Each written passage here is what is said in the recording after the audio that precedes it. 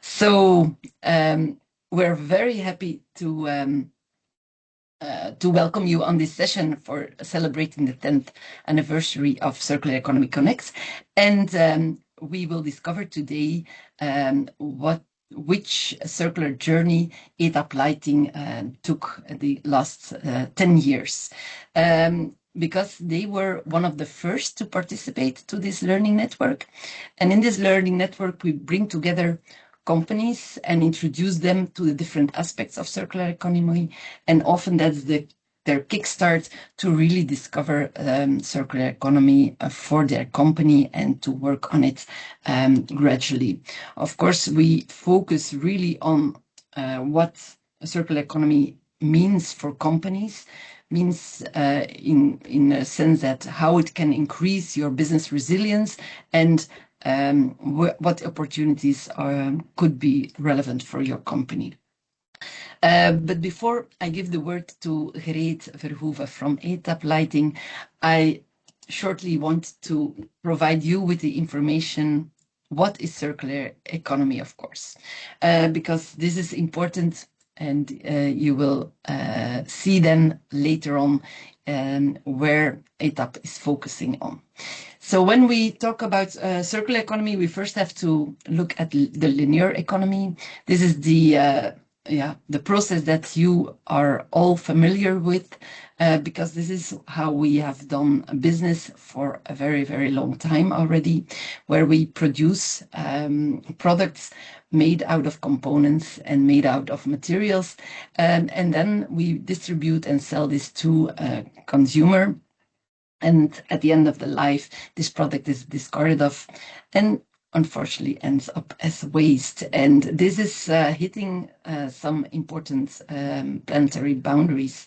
And therefore, a circular economy tries to rethink this system, thus making it real interesting for an economy. It is a circular economy where we will look at. The most inspiring way to describe the circular economy is presented by the Ellen MacArthur Foundation in the butterfly model that they described. And in this butterfly model, they bend the linearity into circularity in two cycles. One is the biological cycle, where materials are given back to nature and where they are regenerated. But another cycle is a technical cycle, and this is where we will focus on. The technical cycle is the cycle where we are talking about man-made materials. So those are materials which are produced by us as humans, and where we can do other things with in a circular economy to maintain their functionality. So first, of course, we can make sure that the consumer maintains the product in a better way and has some services to do that. And once, if it's broken, that we offer repair and possibly also upgrades for this product to the same consumer. But we can also look at multiple users. Maybe your product can be shared, where the usage is intensified because this product is being shared by multiple people. But of course, at the end of the life, a product can also be reused or redistributed as a second hand, for instance. If we not just sell this product again, but make sure that this product is being we give it a new battery, or we will make sure that there's a new front on it. Then we talk about refurbishments or even repurposing if we give it another purpose. Another layer is, of course, remanufacturing. Then we disassemble the product and really reassemble it and upgrade it to the latest performance. Here we can also recover some components. And of course, in a circular economy, recycling materials is also a very important strategy.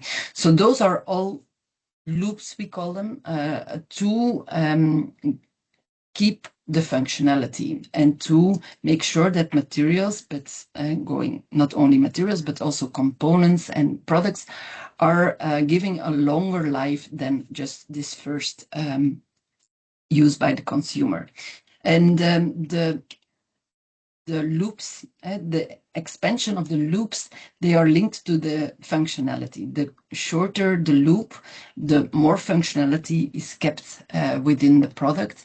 And when you go away from that, when you go to recycling, the functionality which was originally in your product is, of course, reduced to the material level. But one of the most important changes when we talk about circular economy is that the consumer starts being just the user and no longer the consumer. He will not we will not discard the product really at the end of the life, but there will be more users using the same products. And of course, we want to prevent the landfill, the waste phase of the product. And all of that is, of course, enabled by a good design of your products. And this is one of the focuses where also ETAP will go about. But before we look at the examples of ETAP, I also want to present circular economy in from another angle, which is the value angle. And it's exactly the same loops and the same strategies that we will discover. But when we are in a linear economy, we know the value hill. So this is an increasing, you increase the value of the product until the moment of sales where the value is maximized and then the user, it is sold to the user. And what happens at the end of the life, and this is what we see in a linear economy, this value is being completely destroyed.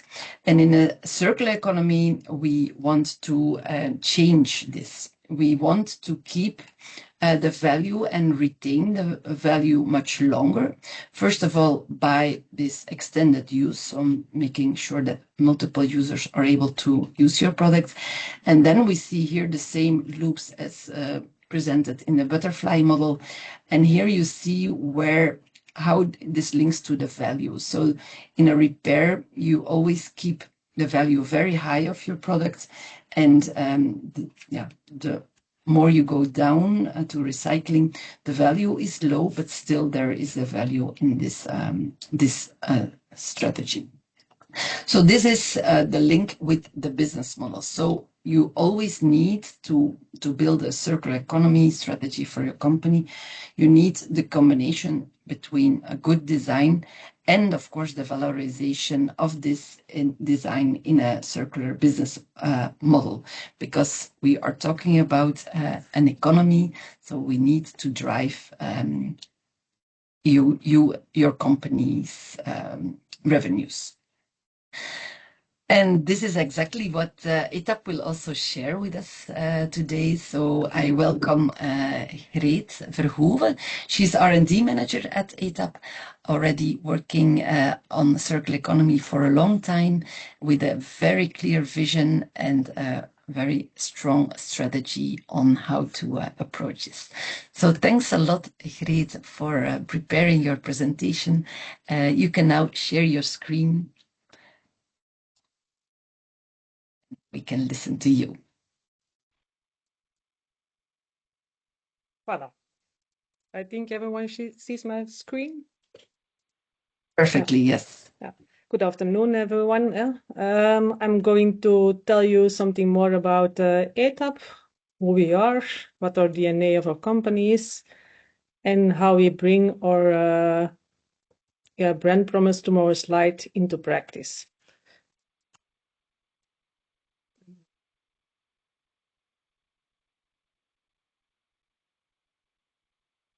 So some history of ETAP. So we are already existing for almost 80 years.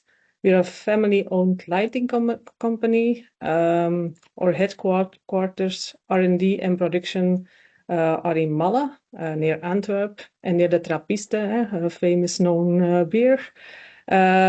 We are around 275 employees.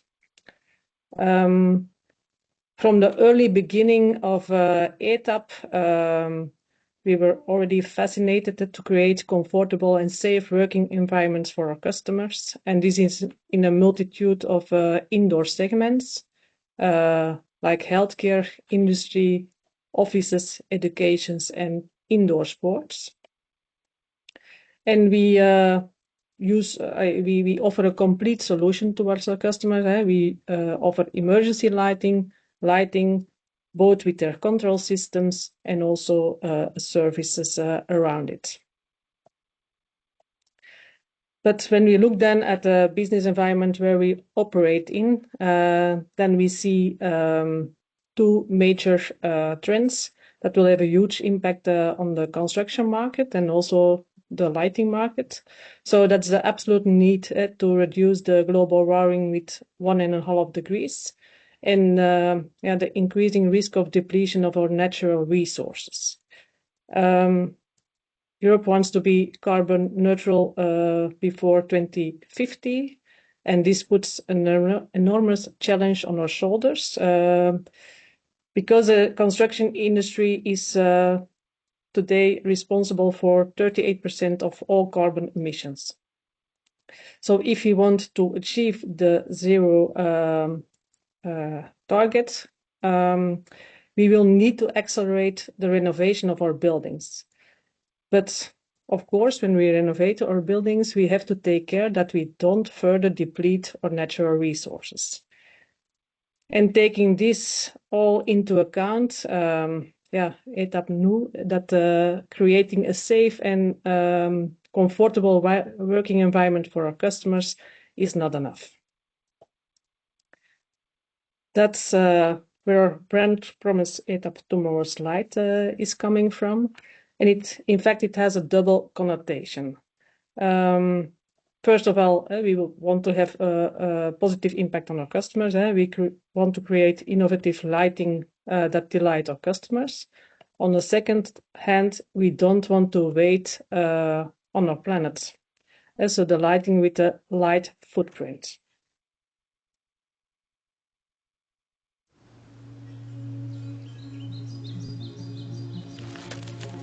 Light, it's our existence, our today, our tomorrow.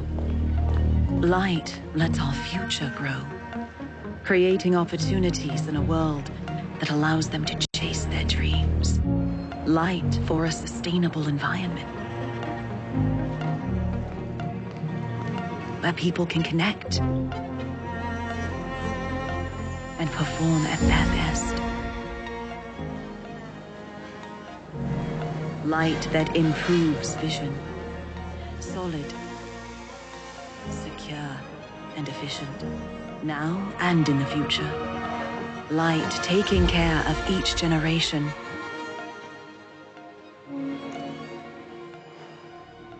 Soothing and safe, day or night. Light, it's our nature, our purpose. We create circular lighting solutions for people and our planet.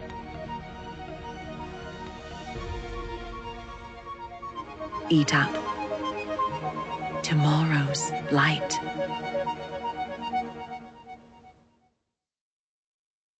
So that was our brand movie. I wanted to show it because it's it's a reflection of where we stand for. So, and what does Tomorrow's Light mean concretely? The way it fulfills our brand promise. First of all, also something that Els told you before. We have to extend the use phase, the lifetime of our products as much as possible. So that's where our first effort, the most effort have to go through. So that means that Tomorrow's Light is endless. And but even our products will fail at the end. Then we have to take care that they are easy to repair. When reparation is not possible anymore, we have to see that we can refurbish them without using too much new natural resources. And when that's not possible, we have to be able to remanufacture them, use some parts of it to make new products from it. So that means that tomorrow's light is effortless. And at the end, we have to recycle. That we have to take into account that we use as much as possible recycled content in our products, but also recyclable materials.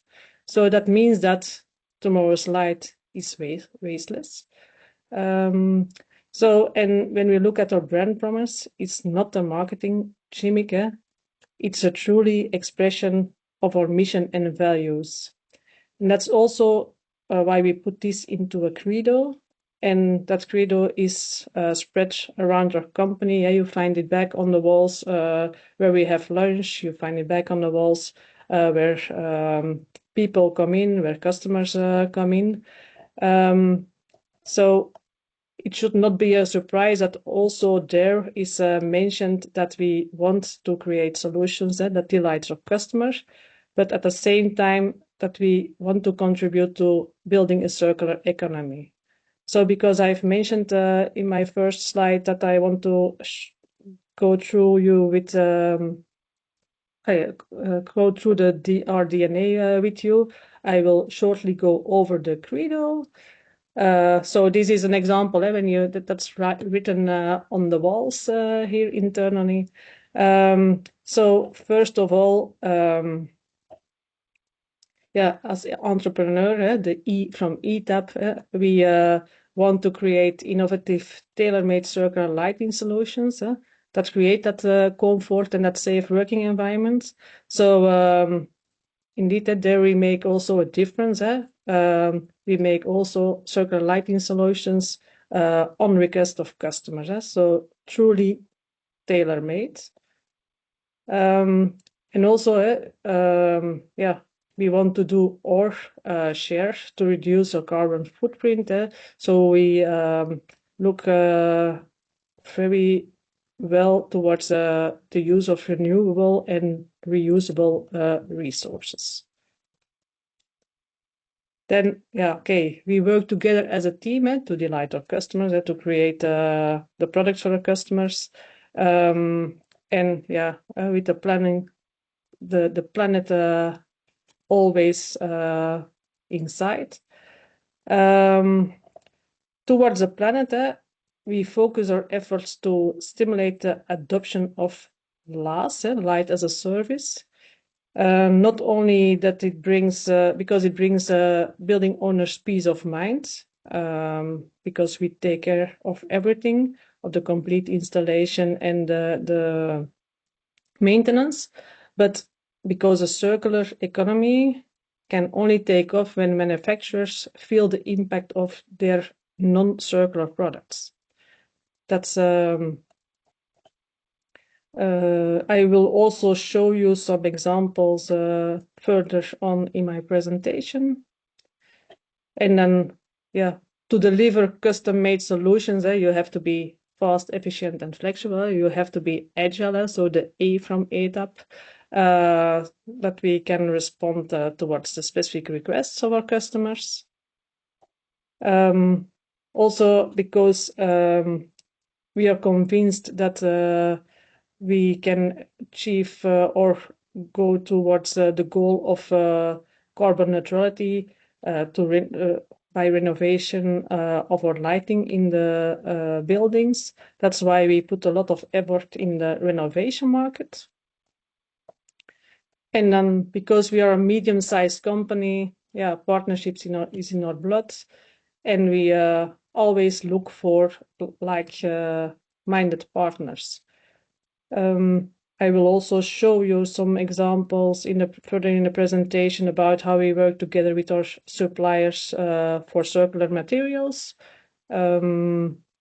and also with our installers. We have a good cooperation when we go to an offer as a light as a service. When we do the installation for the customers, we work very good together with our installation partners. So at ETAP, we are at a journey to fulfill our brand promise, and we do not pretend that we are already there. But when we look at the life cycle of a luminaire, of a lighting solution, that we see a lot of opportunities to make a step forward. So here you see the lifetime of a luminaire. We go from a lighting design towards maintenance, towards renovation. So within our R&D department, we focused already for years to extend the useful service life of our luminaires as long as possible. And our goal is to minimize the light drop that the LEDs have after time. So as a standard in industry, is taken into account L80B50. That means that we have a light drop of 20% after 50,000 hours. At ETAP, we succeeded in only to have a loss of a couple of percent. Our goal is only 1%, but we do not always succeed in that. But we reduce it to a couple of percents, and this without driving the LEDs higher. Because when you drive the LEDs higher, then you will increase the current and you will increase the power consumption and thus the CO2 use. So that means, we are convinced that the circular product design reduces waste from the start. And even we went a step further. We created also a product range that was optimized for interdistance. Means as well for new buildings as for renovation.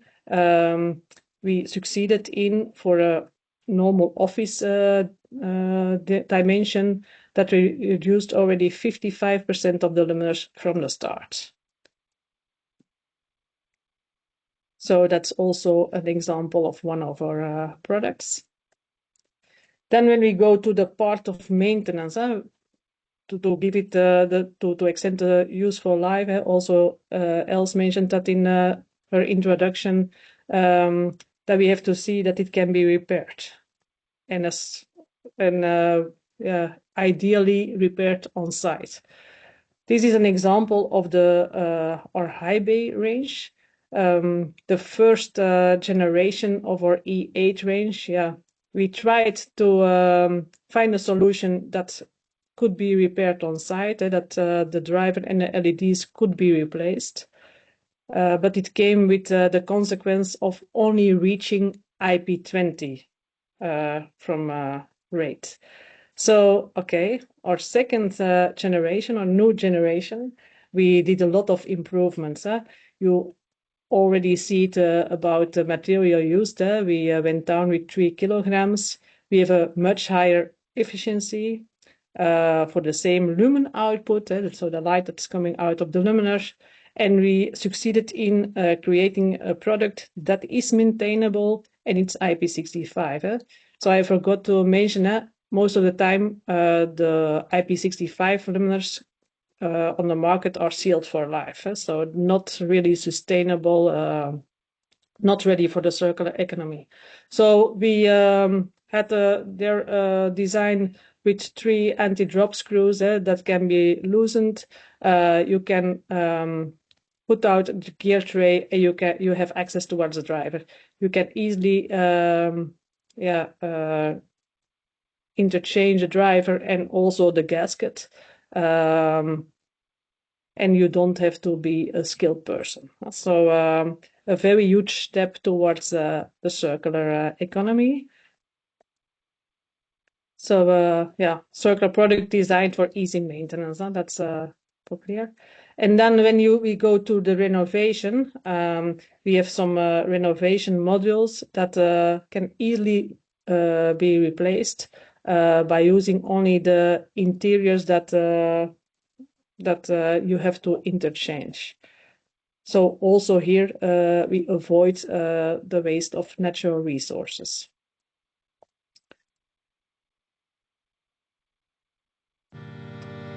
Our world is changing fast. We face global climate change and depletion of natural sources. We must act today for a better tomorrow. It's time to upgrade your lighting. It's time for tomorrow's light. Reduce your energy consumption, lower your environmental impact, and be prepared for the upcoming phasing out of fluorescent lamps. Our refurbishment solutions allow to upgrade your existing luminaire to LED in an easy, quick, and circular way.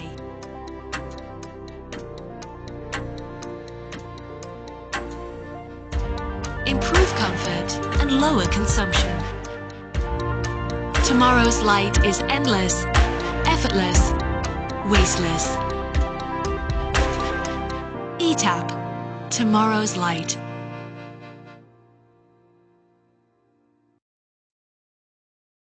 So then we come to the part circular light as a service, where a certain amount of light, the lighting performance and as well the energy consumption is guaranteed for a fixed period of time.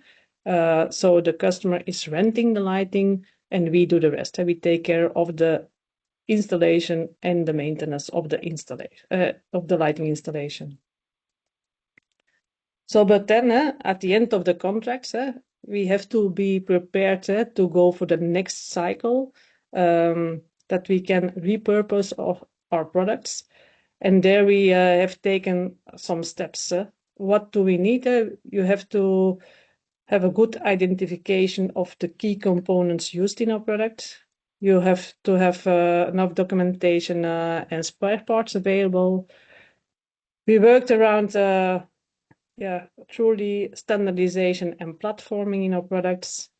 We optimize all the designs for assembly and disassembly, and we take care of the recycling part. So I will go much more in detail in the next slides.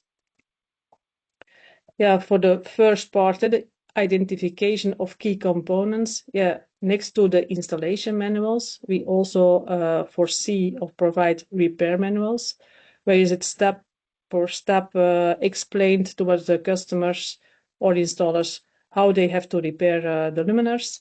And also they have availability towards the spare parts. And now it's on our website, but in the future, our products will be provided by a smart tag that you can scan, and you have then all the information of the spare parts to order available. But also at the end of life, we have foreseen in all the manuals that you have a good view on the material composition the luminaire exists of. So the fractions that can go to the recycling company. Then we have also our lighting as our emergency lighting can be monitored by a system. This is an example from our emergency lighting system, where the customers get messages by low autonomy of the batteries, for example, or a lamp defect, and he gets already the spare parts that he has to order to repair the luminaires. And to foresee that products can be maintained and upgraded in the future, or that the components can be reused, we need to choose standard form factors and interfaces that last longer than the individual products. So for systems, for software, this means that we prefer open standards over proprietary ones. Or ensure the compatibility of our own systems with those open standards. When we use screws or other small components, we will always choose for DIN or ISO standardized parts and dimensions. what the light engines and the control systems, sensors, and the drivers are concerned, we will always look for Zaha compatible parts, also that they can be replaced or upgraded further in lifetime. And when there are no standards available on the market, then we try to create our own ones. On the left side, you see I can use my pointer. On the left side, you see our suspension set. We have standardized this over all our ranges. So all the ranges have the same suspension set. And there, okay, we have set here in the ceiling part, we have mentioned the material composition, and we say, okay, give me a new life, return me to ETAP at the end of life, so we can reuse it for new customers.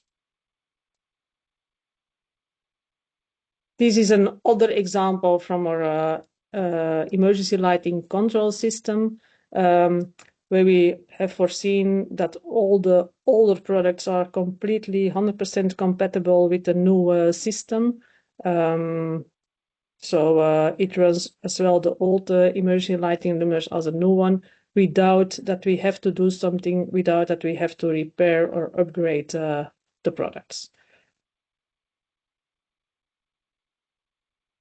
Then the part, okay, optimization for assembly and disassembly. This is then the renovation module that also was shown before. We have foreseen that we have very easy replacement of the fluorescent lamp. The complete interior is replaced by LEDs, but also the nickel cadmium batteries that are in the fluo luminaires. They are completely replaced with the nickel metal hydride batteries. So they're the advantage is that they consume less energy, they have double lifespan of nickel cadmium, and they have a much higher recycling efficiency.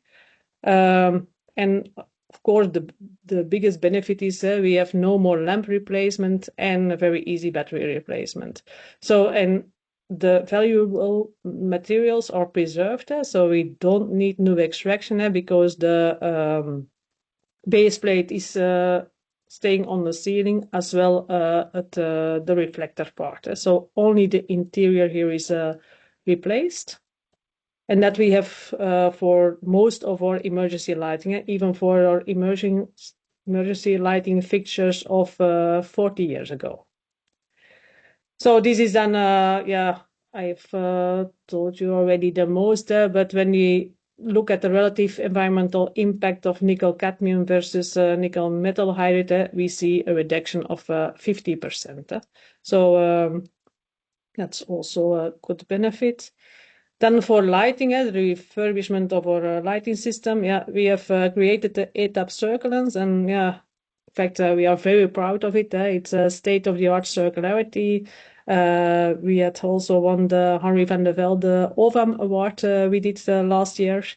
And we created a model that is very easy to replace afterwards. So here you see an example that we have an old fluo reflector fitting that we can replace by a housing with the new click-in models, the Circulance. So all the existing housings and all the cabling is reused. We only put an inner extra part in it. So we have fewer new materials due to the streamlined design of the Circulance. So easy click in and click out, so that when there is something broken, that an installer, and it hasn't to be that skilled person, can take it out with basic tools and connect the new Circulance parts. We also use their long life driver that is where the lifetime is 100,000 hours, and it's also very easy accessible only by losing the luminaire and pull it out. And this then also with that platform thinking in mind, we reuse that ETAP Circulence platform, also because it's so circular, in our newest R9 fittings. We have their ceiling mounted and suspended luminaires. And now we at this moment, we are busy with introduce it in a complete recessed range as well. When we look then at the last part of recycling, we have to take care that we use as much as possible recycled content. And here is an example for our line systems, lay. And we work there very hard together with our suppliers to look for opportunities and to look for the most sustainable materials. And here we have an agreement with our suppliers that the aluminium where the extrusion is made with, that it's at least 85% existing out of recycled aluminium. Also here for the shielding of the light, we have taken care that it's 100% recycled polycarbonate. Then this is another example. It's also U2. It's a recessed range where we use on the underside 100% recycled PMMA. And when we look at the total weight of the luminaire, 95% is recyclable material. This is another example for our latest emergency lighting product we brought on the market. All the electronics, it's put in the ceiling. We use a transparent polycarbonate housing. Why transparent? Because we know there is as less as additives as possible included in the material. And with our newest emergency lighting, we also use long-life lithium isophosphate batteries, which are also better for the environment because they are free of nickel, cadmium, and cobalt. Then when we talk about renovation, we have a CLA's project done in the St. Paulus College in Waregem, where we succeeded in doing the lighting installation, providing enough light for the users with 20% fewer luminaires. We refurbished 80% of the fixtures. We have, as a result, 70% of energy savings, and we have there a 20-year performance obligation contract. And I will show.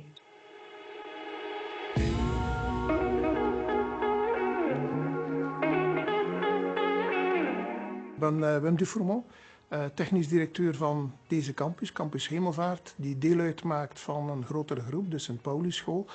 Wel, het gebouw waar we ons nu bevinden en waar dus ook ETAP gezorgd heeft voor nieuwe verlichting, dat is een gebouw van halfweg de 60er jaren van de vorige eeuw.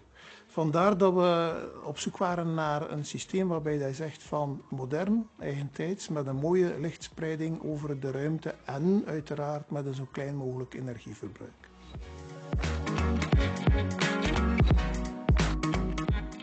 Wij hebben dus voor dit project eigenlijk de bestaande behuizing van de verlichting behouden. De reflector, de lamphouders eruit genomen en een op maat gemaakte module ingepast. Men heeft daarbij niet de plafonds moeten herstellen, niet moeten schilderen, dus wat ook de kostprijs voor de school enorm drukte op dat moment. Maar anderzijds was ik ook het idee genegen dat we binnen ons economisch model er anders tegenaan moeten en dat de mensen die produceren, dat die eigenlijk ook verantwoordelijkheid moeten kunnen blijven voor wat zij produceren. Wij hebben voor dit project een engagement van 20 jaar. Wij zijn 20 jaar volledig verantwoordelijk voor het goed functioneren van de verlichting. Dus wat er ook gebeurt, het is ons probleem, het is onze verantwoordelijkheid om te zorgen dat zij goede verlichting hebben. Verder staat ETAP volledig in voor het onderhoud. Op jaarlijke basis voeren zij controle uit en hoeven wij ons eigenlijk geen zorgen meer te maken. Dat betekent concreet dat wij daar dus als school zelf met onze werkmensen geen tijd en geen energie meer moeten insteken. Voor ons is het eigenlijk een pure winsituatie. De klant die betaalt voor de Light as a Service een jaarlijkse fee. En die jaarlijkse fee die bestaat uit de investering, de financiering en de onderhoudskost. En dat is ook naar leerlingen toe niet onbelangrijk, omdat zij die planeet nog langer zullen nodig hebben dan wij. Dat zij dat besef ook krijgen van dit is belangrijk en dat ze daar vanuit de school een soort voorbeeldfunctie voor krijgen. Ik denk als school moeten we meer gaan inzetten op duurzaamheid, op het circulaire. En dan mogen we gerust zo'n projecten wat extra in het daglicht gaan stellen.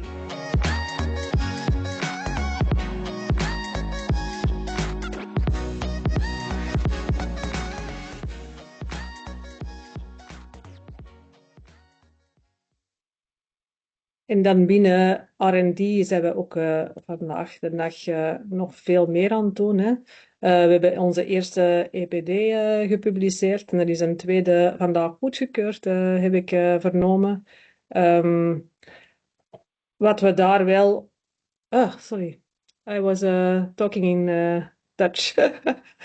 We are doing more at this moment within R&D. We have published our first EPD. The second one is approved this morning, so second one is coming. And yeah, there are some own remarks. Yeah, it's an expensive tool to prove the consumed power per square meter. Because when we look at lighting, 80 to 95% of the CO2 impact is during the use phase.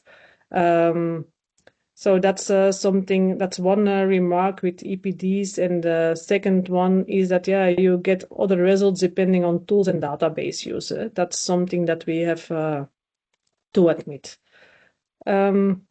Next to the EPDs, we have created already 4 years ago our own circularity metric. That's to score how well our product is fitted to the circular economy based on the 3 principles, the endless, the effortless, and the wasteless part. And also existing out of the lifetime efficiency score, where we compare the energy and material impact with a reference product on the market. This is, of course, to achieve a higher circularity and sustainability score. It's a way to challenge ourselves. With all the new products, we get a score of our product marketing managers that we have to achieve with a new product. So it challenges on a permanent basis. Just go quickly through it. So the first part, the product circularity score, it weighs a lot of criteria on the endless part. So we look at the initial light output, what it's doing after 50,000 years. Do we have color shifts with the LEDs? What about the failure rate of the drivers after 100,000 hours? And is there a control system involved? When we look at the effortless parts, there we take into account, are there spare parts available? Is there a repair manual? Can you do it with standard tools? Or do you need some skilled people for replacing some components and so on? So that are a lot of criteria we weigh for the effortless part. And then the last part, the wasteless criteria. How much recyclable content is there in the product or recycled material used, and what's the mass of the PCB and the driver per 1000 lumen, because that's something that's hard to completely recycle. And then the second part in the metric is the product lifetime efficiency, where we have the division between good, better, best, where we get from the product marketing manager a market reference, and that we have to see that we score better on it. So it's especially based onto the CO2 impact during the use phase, and also the weight of the driver and the LEDs. Then this is another example from a circular light as a service in Stadhuis Sint-Niklaas. At a certain moment, the customer decided to give another purpose towards one of the a part of the building. And then we reused the luminaires that were taken away in the mid-row here. We reused the complete luminaire to create a suspended luminaire from it. So we have foreseen a steel housing with suspension wires, and there the old luminaire was let into. So also a nice example to reuse complete luminaires to give them another purpose. And then, of course, within our own working, in our own factory, we also set the bar very high. We signed up for the shift. It's an initiative from the United Nations, and it describes what the need is to limit the global warming to maximum 1.5 degrees. They prescribe a 50% reduction by 2030. But at ETAP, we have submitted the plan in 25 to reduce by the end of 25 57%. And I will show you how.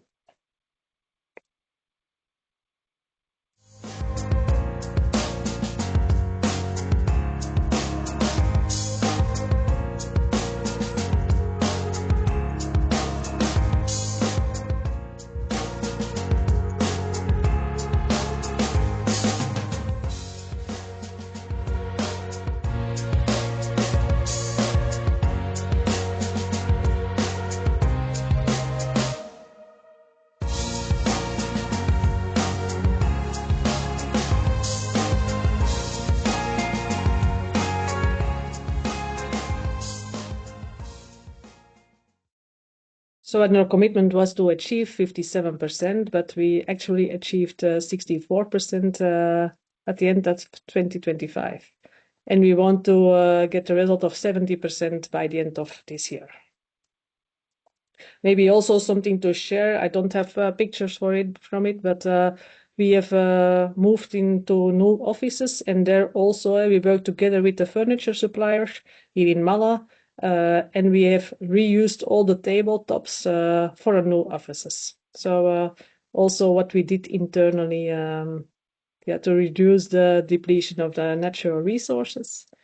And then last thing, we have written a document or a white paper around circular design. So you can easily download it from our website. So that was my story. So thanks a lot, Greet. It really shows how you are really focusing your R&D efforts on improving your products with this vision of circularity and the measuring of circularity in mind. Are there any questions? I don't see a question in the chat. Somebody dares to ask a question. Of course, we will also share the contacts from Greet if you have other questions afterwards, or you can contact me.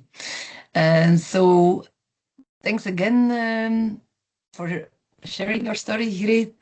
And now you as companies are here maybe thinking, okay, but how can I start? This is what we shared now is one of the examples. And on Monday, we have another webinar. But we also listed the most important insights from 10 years of Circular Economy Connect into a new white paper, which can be downloaded and where you see for US companies what lessons you can take from other companies who worked on circularity and who are implementing circularity. And there are some really interesting insights which can help you to go faster. But what is the most important thing that we always say is that you just have to start the journey and start by taking the first steps. You will never, as Greet also mentioned, you will never get a full circular product or a circular company just by that, but you have to take steps and have a good strategy of where you want to go to, because only with that you will move on this journey. So, Yeah, yes. sorry to interrupt, but there's actually a question in the chat Okay, from Thomas. great. Yeah. Thomas. Voilà. There So are, I can, yeah. There's a question from Thomas indeed. Are you referring to external standards, methodologies, tools?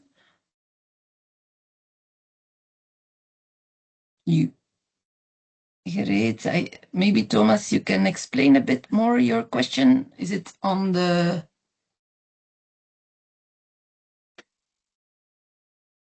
Because products? I don't see a question of Thomas, I see a question of Peter. Yeah, that's the last, but before there's a question of Thomas. Okay. And then Caroline, what happens with the old installations when you have taken them down? Are they being dismantled and separated? Yeah, that's not yet.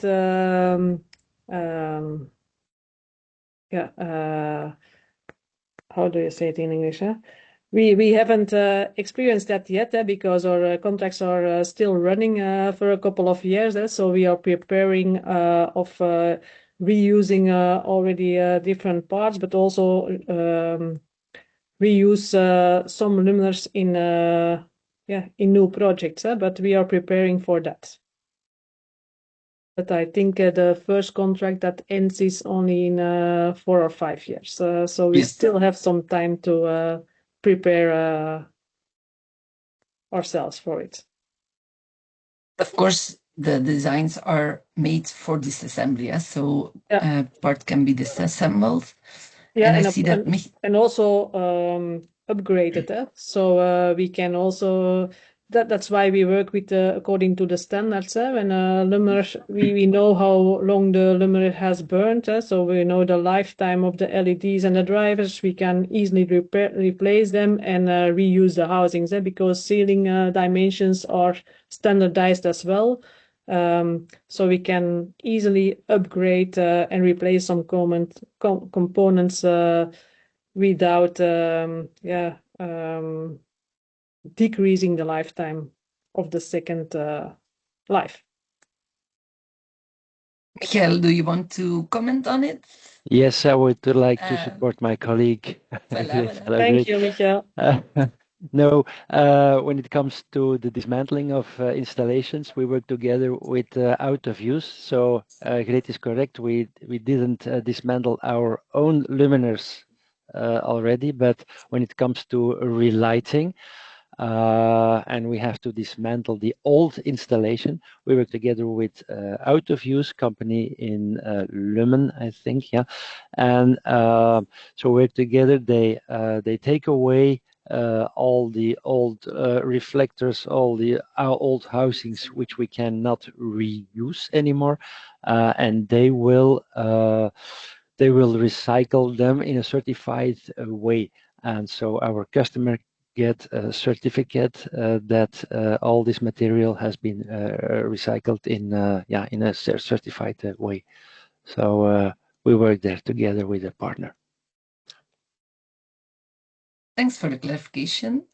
Okay. Thomas explained that he meant that for your measurements, so your circularity index, is it built up based on your own experience, or are you using external methodologies and standards on this circularity index part? No, it's based on our own experience and on our brand promise, endless, effortless, and wasteless.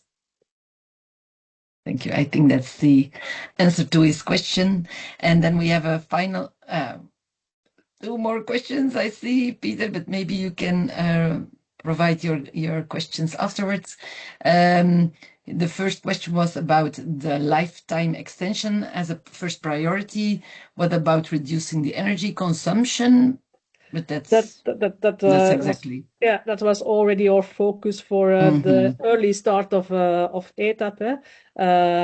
You also see it coming back in the maintenance factor, where I said after 50,000 hours, we don't have to increase the current to reduce the power consumption. So that is our first goal within R&D to have the least power consumption as possible. But next to that is, of course, to extend the useful service life of the luminaires. And the qualitative service life, yes. And then the final question, you talk about the standardization, but for circularity, but of course you also talked about this tailor-made solutions, the customization, and how does this work together? Because of course you want to offer a tailor-made solution. But there, the people that design the specials, they use the same principles. Everything has to be easily to assembled and disassembled. They use the same kind of materials than the standard luminaires.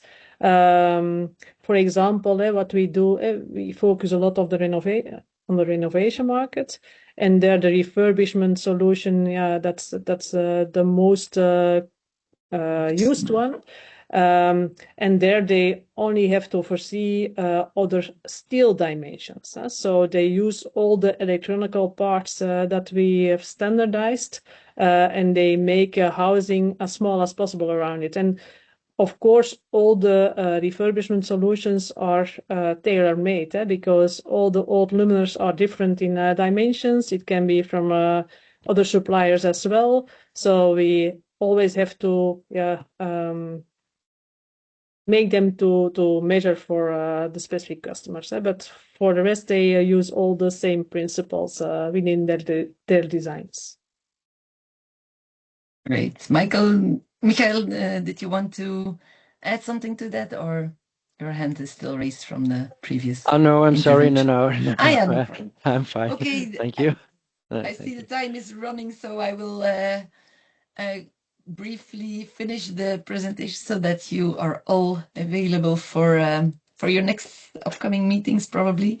So in the Learning Net, what you want to start with as a company, you have to start with these small steps. And the best way to do that is to start where there's appetite, where some people feel connected to it and can start with it. And the best is to do it together. And that's why we organize this learning network, where we bring together new companies who are rather new in the circular economy, or it can be that you as a company have new people on board and who are still need to or you want them to get them familiar with circular economy. So therefore we organize it also next year. This first session will start on the 8th of October this year, so all welcome to participate.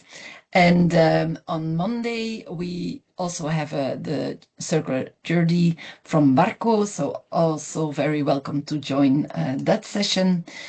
And we are also organizing on the 22nd of September an academy on circular design. It is using the Circo principle, where people from your R&Ds can get a kickstart on how to implement circularity from a designer point of view. And for the technology industry, we also developed 3 e-learning courses to help you to understand circularity, but also to have colleagues of you getting to know circularity as well. So this is available for all Agoria and series members, and you have to just get a free account, create your account in the Agoria Academy, and then you have access to 3 different courses: introduction, a real hands-on course on getting started, and also one on the embedding of the circularity in your company, where we look at the strategy and the impact of your organization. And of course, we are also there to to help you and to support you in getting circularity more active in your company. And we do this closely together with Ciris. So here are some contact details. So if you have a desire to contact us. It is 1 o'clock. We have slightly exceeded our time, but I wish you a very good, nice afternoon. And once again, thanks a lot, Greet, for the very interesting presentation. And also thanks to the others for joining. Okay, bye-bye. Bye.